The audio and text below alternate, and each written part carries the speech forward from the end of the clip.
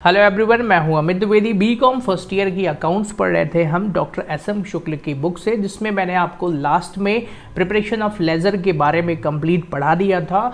Laser के अगर आपको न्यूमेरिकल क्वेश्चन करने हैं तो आप मेरा ऐप डाउनलोड करिए, जहां पर मैंने कंप्लीट कोर्स लॉन्च कर दिया है, जिसका प्राइस अभी बहुत कम है, डिस्काउंटेड प्राइस है, तो आप वो कोर्स बाय कर सकते हैं। वहाँ से आप पूरा क्वेश्चन भी सॉल्व कर सकते हैं। अभी आज हमें पढ़ना है एक नया topic, that is preparation of trial balance. Okay, तो ट्रायल बैलेंस के बारे में डिटेल पढ़ेंगे।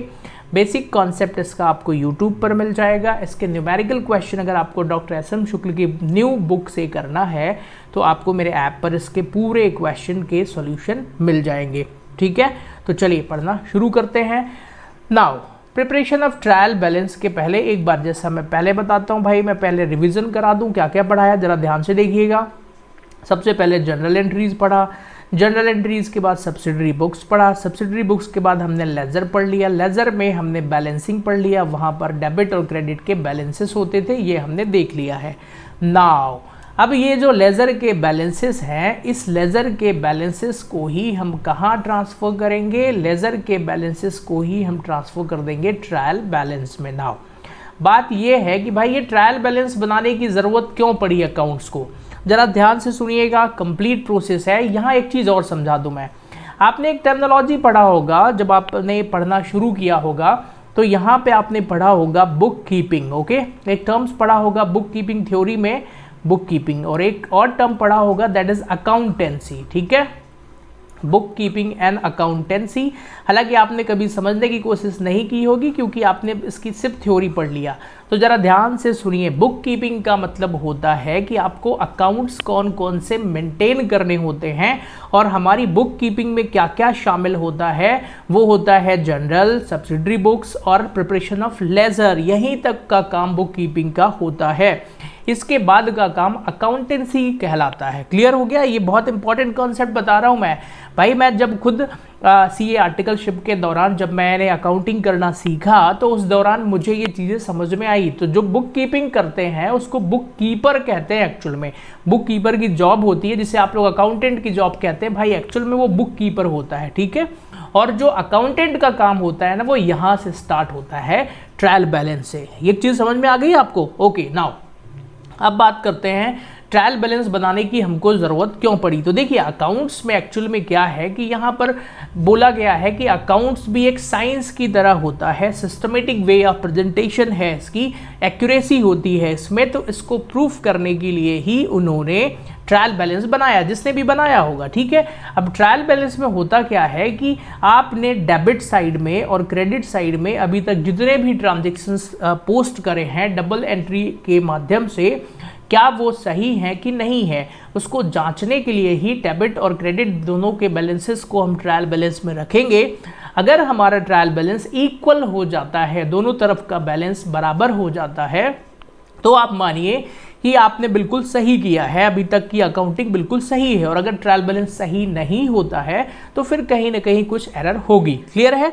तो ट्रायल बैलेंस बनाने का मेन पर्पस यही होता है कि जो भी अकाउंटिंग हुई है उसकी एक्यूरेसी जांचने के लिए आपको ट्रायल बैलेंस बनाना होता है। नाउ क्या मैं आपको रियल लाइफ एक्सपीरियंस बताऊं? तो जरा ध्यान से सुनिए, मैं बिल्कुल बताता हूं। जब मैंने ये आर्टिकलशिप ज्वाइन किया, या फिर कोई भी स्टूडेंट जब अकाउंटिंग सीखना स्टार्ट करता है, तो खासकर वहां पे क्या होता है कि उसको सबसे पहले ट्रायल बैलेंस बनाने का ही काम देंगे। उसको एक किसी भी पुरानी फर्म की पूरे डॉक्यूमेंट दे देंगे, बोलेंगे चलो बेटा इसका जनरल बनाओ, फिर इसका लेज़र बनाओ, फिर सब्सिडरीज बनाओ, कैश बुक बनाओ, आखिरी में ट्रायल बैलेंस बनाओ। और इन सब को करने में उस नए बच्चे को लग जाता है पूरा 1 महीना या 15 दिन। ठीक है, बहुत सारे स्टूडेंट्स के साथ ऐसा होता है, मुझे खुद लगा था। फिर रियल में आपका ट्रायल बैलेंस टैली नहीं होगा, फिर आप रेक्टिफाइड करो, चेक करो, बहुत परेशान होगे, और इतने में ही आप बेसिक अकाउंटिंग सीख जाओगे। This is the complete process. Okay, तो ट्रायल बैलेंस बनाने में मतलब रियल अकाउंटिंग में भी इसका बहुत बड़ा कंट्रीब्यूशन होता है। क्लियर है? नाउ बुक्स में आते हैं भाई, मेथड कौन कौन सी है। सर हमें तो एग्जाम वाला पढ़ाओ, आप रियल अकाउंटिंग नहीं सीखना है। तो चलो भाई एग्जाम वाला पढ़ते हैं। ट्रायल बैलेंस में थ्योरी आएगी आपको। ठीक है, 2 थ्योरी एग्जाम में आ सकती है। पहली थ्योरी है मेथड ऑफ ट्रायल बैलेंस। तो मेथड कौन कौन सी होती हैं? पहली मेथड है टोटल मेथड। टोटल मेथड का मतलब कि जो भी डेबिट साइड का टोटल हो या फिर क्रेडिट साइड का टोटल हो, उस टोटल को आप ट्रायल बैलेंस के डेबिट में लिख दो, जितना डेबिट का टोटल है जितना क्रेडिट का टोटल है उतना क्रेडिट में लिख दो, बस सिंपल सा बैलेंस करना है इसमें। ओके, नाउ सेकेंड कौन सी मेथड है? सेकेंड मेथड का नाम है बैलेंस मेथड। ओके, अब बैलेंस मेथड क्या कहती है? जैसे नाम से ही पता चल रहा है बैलेंस, सबसे आईएमपी यही है। सुनिए ध्यान से, जब आपसे कोई भी आगे फ्यूचर में बोले कि बेटा ट्रायल बैलेंस बनाओ, कोई मेथड ना दी हो, तो बैलेंस मेथड ही यूज करते हैं, और रियल में ट्रायल बैलेंस का मतलब इसी मेथड से होता है। ठीक है, अब इसमें क्या होता है, इसमें बैलेंसेस रखते हैं। सपोज दैट जैसे कैश अकाउंट है, तो कैश अकाउंट का डेबिट बैलेंस होता ही है, आपको पता है, तो डेबिट में रखेंगे। सपोज कोई क्रेडिटर्स है, अब क्रेडिटर्स लायबिलिटीज होता है तो उसका क्रेडिट बैलेंस होगा, इसको क्रेडिट में लिखेंगे। कैपिटल का क्रेडिट बैलेंस होता है, इसको क्रेडिट में लिखेंगे। तो यहाँ जिसका जिस साइड में बैलेंस होता है उसी साइड में रख देते हैं। तो और मेथड है total and balance method and elimination of equal total method. इसी का नाम बैलेंस एंड टोटल मेथड भी है एक्चुअल में, इसी को बैलेंस एंड टोटल मेथड भी बोलते हैं। हालांकि ये मैंने सिर्फ बुक्स में देखा है, रियल में मैंने इसका यूज मेथड नहीं देखा है। क्लियर है?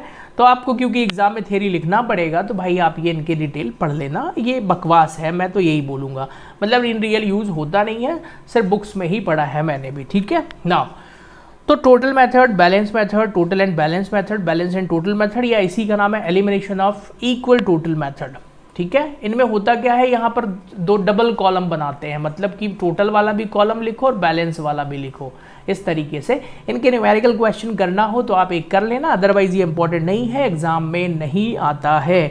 कभी कभी ध्यान से सुनिएगा, कभी कभी आपको टोटल मेथड वाला क्वेश्चन एग्जाम में पूछ सकता है, तो ये बहुत सबसे ज़्यादा आसान है, ये है सबसे ज़्यादा आसान, सही बता रहा हूँ, मतलब ये एग्जाम में पूछना नहीं चाहिए, बट इसलिए पूछते हैं क्योंकि बच्चे इतनी बड़ी बड़ी चीज़ें पढ़ते हैं और छोटी चीज़ें छोड़ देते हैं। मैंने जब बीकॉम फर्स्ट ईयर का एग्ज़ाम दिया था, 15 नंबर का क्वेश्चन आता था, उसमें ट्रायल बैलेंस का क्वेश्चन आया था, और यकीन मानिए टोटल मेथड वाला क्वेश्चन आया था। ठीक है, तो ऐसा होता है। और फिर मैंने जब पढ़ाना शुरू किया, कई बच्चों के एग्जाम में भी ऐसा हुआ है। तो टोटल मेथड का एक क्वेश्चन मैं आपको कराऊंगा, बहुत आसान होता है भाई, टोटल लिखते जाना है, इसमें दिमाग लगाना ही नहीं है कि कौन सी चीज़ डेबिट में होती है कौन सी क्रेडिट में होती है, कुछ भी नहीं, बस टोटल दोनों साइड के लिख दो, आंसर आ जाएगा। Got it? तो मेन हमारा है बैलेंस मेथड। अब आप कहेंगे सर इसका फॉर्मेट बताइए ज़रा, चलो भाई फॉर्मेट देख लेते हैं। This is the format of trial balance. क्या होता है ट्रायल बैलेंस का? ओके, तो देखिए इसका फॉर्मेट क्या हो जाएगा, पर्टिकुलर्स LF, मतलब जिस लेज़र से, जिस पेज नंबर से लेज़र के आप लेकर के आ रहे हैं वो लिखेंगे यहाँ पे, लेकिन बुक्स में ऐसा कुछ दिया नहीं रहता है। डेबिट और क्रेडिट के अमाउंट लिखना है। नाउ अब प्रॉब्लम ये है जो आपको मेन सीखना है यहाँ पर, भाई ट्रायल बैलेंस में आप जो एंट्रीज करेंगे उनका बेसिक कॉन्सेप्ट क्या है, तो ये मैंने सामने लिख दिया है। जितनी भी एसेट्स होती हैं, ऑल एसेट्स और एक्सपेंसेस कहाँ जाएंगे? डेबिट साइड में जाएंगे। जितनी भी इनकम और लायबिलिटीज होती हैं वो कहाँ जाएंगी? क्रेडिट साइड में। दोनों तरफ का टोटल बराबर आ जाएगा। अब आपको सबसे ज़्यादा IMP जो इम्पॉर्टेंट है, पेपर में आएगा, 100% यही कॉन्सेप्ट पेपर में आता है, तो वो सिखा देता हूँ मैं। देखिए ज़रा, ट्रायल बैलेंस में दो चीज़ें हमेशा साथ में आती हैं, cost of goods sold. Cost of goods sold अगर हमें क्वेश्चन में दिया है तो हम उसको तभी लिखेंगे जब हमें क्वेश्चन में क्लोजिंग स्टॉक दिया हो। क्लियर हो गया? दोनों चीज़ें एक साथ ही लिखेंगे, closing stock. Okay, cost of goods sold question में दिया है तो उसको डेबिट साइड में लिखना है, लेकिन तब लिखेंगे जब हमें क्लोजिंग स्टॉक दिया है। और इसी के साथ एक और पेयर बनता है, दैट इज परचेज, और परचेज के साथ हमेशा क्या देखेंगे? परचेज दिया रहता है तो ओपनिंग स्टॉक दिया हो तभी लिखते हैं। क्लियर हो गया? मतलब ये कहने का है कि या तो ये वाला पेयर बनेगा या तो ये वाला पेयर बनेगा। ये सबसे इंपॉर्टेंट कॉन्सेप्ट है, यही आपको सीखना है, यही पेपर में आता है। ठीक है, आप कहेंगे सर ये समझ में नहीं आया, फिर से सिखाइए हमें। तो भाई जरा देखो, क्वेश्चन में मान लो यहाँ दे दिया कॉस्ट ऑफ गुड्स सोल्ड दे दिया 50,000 रुपये। ठीक है, फिर यहाँ लिख दिया क्लोजिंग स्टॉक 10,000, फिर यहाँ पर लिख दिया ओपनिंग स्टॉक दैट इज 5,000। आप इन दोनों को डेबिट साइड में लिख दो, इसको मत लिखो। क्यों? क्योंकि इसका साथी परचेज नहीं है। अगर मान लीजिए क्वेश्चन में ऐसा दे दिया कि आपको यहाँ पर दे दिया परचेज 20,000, फिर यहाँ पर ओपनिंग स्टॉक दे दिया है दैट इज 11,000, ठीक है।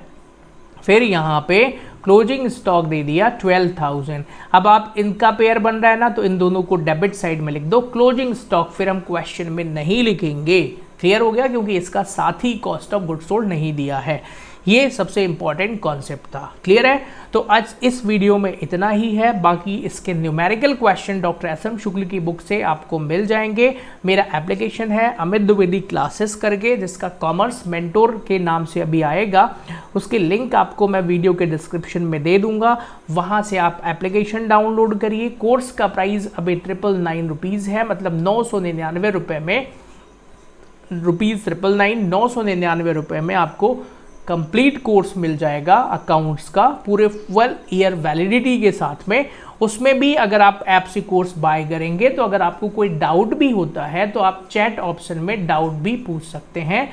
ऑन कॉल डाउट फैसिलिटी भी दूंगा मैं, तो आप ये डाउट भी पूछ सकते हैं वहाँ पे अगर कोई कॉन्सेप्ट का डाउट होता है, क्लियर है। तो आपको अगर ये पढ़ाना मेरा समझ में आ रहा है तो कोर्स को आप बाय कर सकते हैं, अपने फ्रेंड्स को भी शेयर करिए। बीकॉम किसी भी यूनिवर्सिटी से हो, अगर डॉक्टर एसएम शुक्ल की बुक लगती है तो फिर ये कोर्स आपके लिए है। सारे चैप्टर मैं इसी तरीके से पढ़ाऊंगा, कॉन्सेप्ट भी कराऊंगा, सबके न्यूमेरिकल क्वेश्चंस भी कराऊंगा। Okay, so thanks for connecting. मिलते हैं नेक्स्ट वीडियो में। Bye bye to all of you.